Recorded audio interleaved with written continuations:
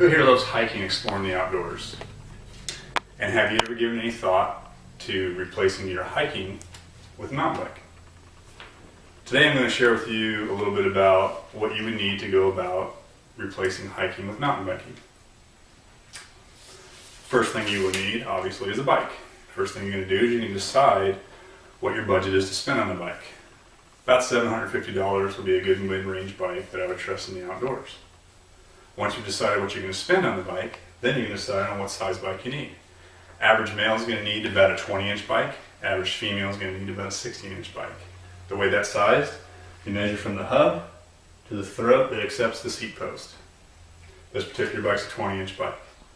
Once you've got the size of your bike down, the next thing you're going to do is you're going to fit the bike to yourself. The way you fit that is you adjust the seat up and down. The seat should be at the right height that when your leg is straight down on the pedal at the bottom part of the stroke, that your leg is straight and you're comfortable. The next part of the sizing is you should be able to jump off the seat 2 feet flat on the ground, easily clear this bar safely. Once you've got the bike sized for yourself, then you're going to decide what type of biking you're going to do. Is it going to be cross-country biking or is it going to be downhill biking? Downhill biking is a little more extreme than I like to do. It's sometimes you take a ski lift up to the top of a ski run in the summer and you fly down that hill, jumping over everything you can as a daredevil. I'd rather just do cross-country. I like the slow pace. I like to stop every now and then, get off the bike, enjoy the scenery. Once you decide what type of biking you're going to do, then you decide what type of equipment you want on your bike.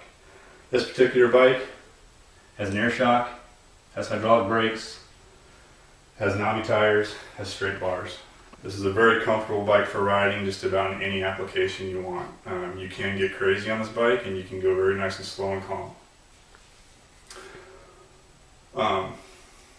Once you've got your bike all fitted for you and you're comfortable and you've got your bike purchased, then the next thing you're going to do is going to look at some equipment you're going to need to take on that trip with you. One of the most important things is your hydration.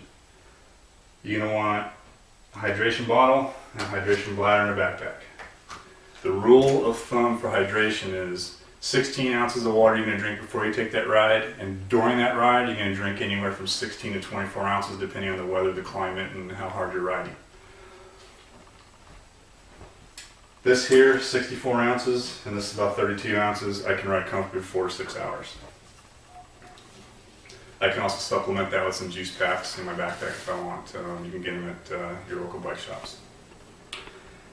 After you get your hydration straightened out and your bike's fit for you, the next thing you're going to do is you're going to figure out what other equipment you need to take with you, the other stuff, the safety stuff. In addition to what you normally take hiking, mountain biking is a little different. There's a few extra things you have to add to that. You're going to want to add a bike tube kit to replace the bike tube, and within that kit you're going to have your tube, compressed air, a couple of bike rim changers, and also a really good quality multi-tool that's got screw lugs attachments to it. Once you have that, you can fit all of this in a little pack like this, strapped right up underneath your seat. You never know it's there, but you have it when you need it. In addition to this equipment, you're going to want your general safety equipment. You're going to want a fire starter, a rain poncho, a portable blanket, some water purification pills, compass, thermometer, a whistle, just in case you have to spend the night out in the woods. Remember, on a mountain bike, you're going to cover a lot more ground than you would hiking. So you always got to remember where you're at. If you're 20 miles in and your bike breaks down, it's 20 miles back. If your destination is 30 miles ahead of you and you've gone 20 miles, it's 20 miles or 30 miles. You have to decide which way you're going to go. Average person is going to walk about 2 miles an hour in the woods, so you have to keep all that in mind. So if you're going that far on trips, you're going to have to make preparations to spend the night in the woods, if ever it should come to that.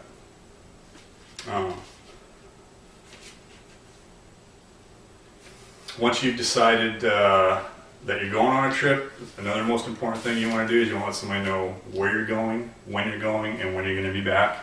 And if you don't have friends or family you can do, there's always ranger stations that you can talk to, or police stations, and let them know where you're going.